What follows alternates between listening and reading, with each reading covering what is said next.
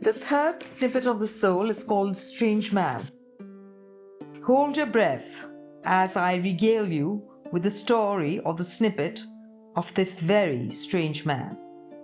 Alex trusted him like no one else. Yet, in spite of her confidence, he did not fail to surprise her. He stood like an immobilized Apollo, his head half turned as he contemplated their next step, narrowing his eyes with concentration.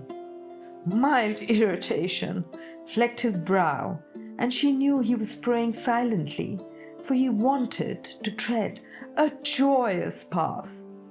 Don't you know that whatever path we take, our fate is predestined as it stands unobtrusively in the archives of history? She asked him silently. She knew their association was a karmic one. Why else would she stay with a man who so struggled with the vagaries of his mind? It was like living on the edge, and yet she could not pull herself away. He was a dichotomy, kind and cruel, considerate and heartless, overbearing and gentle. How could she be in love with a person who so confounded her? They stood on the crossroads and she held his hand like an obedient child, quietly so as not to interrupt his thoughts. She wished they could resume their journey, for she was tired and longed to sink into the clean sheets of a warm, inviting bed. What did it matter which road they took?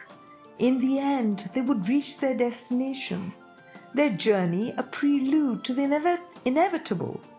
She thought philosophically.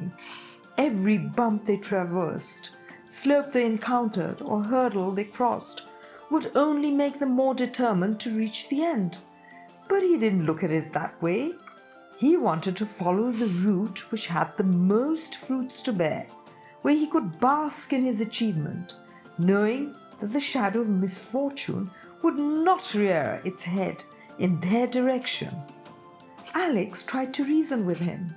She told him that the lines etched in the palms of their hands could not be changed, for whichever route they took, their fortune was written on their souls.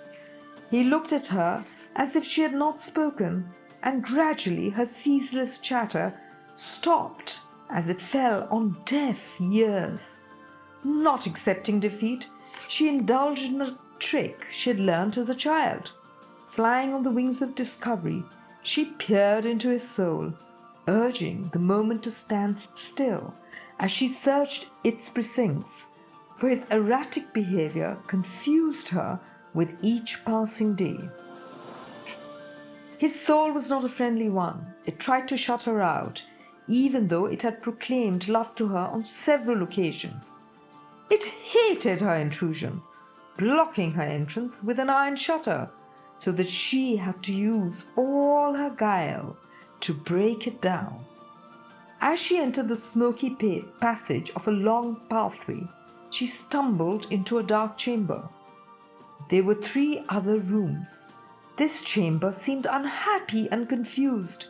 There was an acrid smell, the feelings of ineptitude and dejection that stood like poison mushrooms, filling the room with a terrible odor.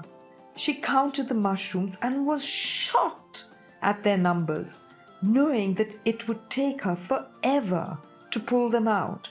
Hurrying out, she glanced at her watch, knowing her time was coming to an end. She reached the second room. It was filled with beautiful red roses, their fragrance wafting through the air.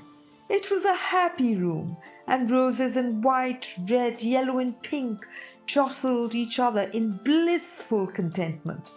A feeling of exhilaration came over her, and she wished she could fall to her knees and lie in the room forever. The clock ticked away, and she moved quickly to the next room.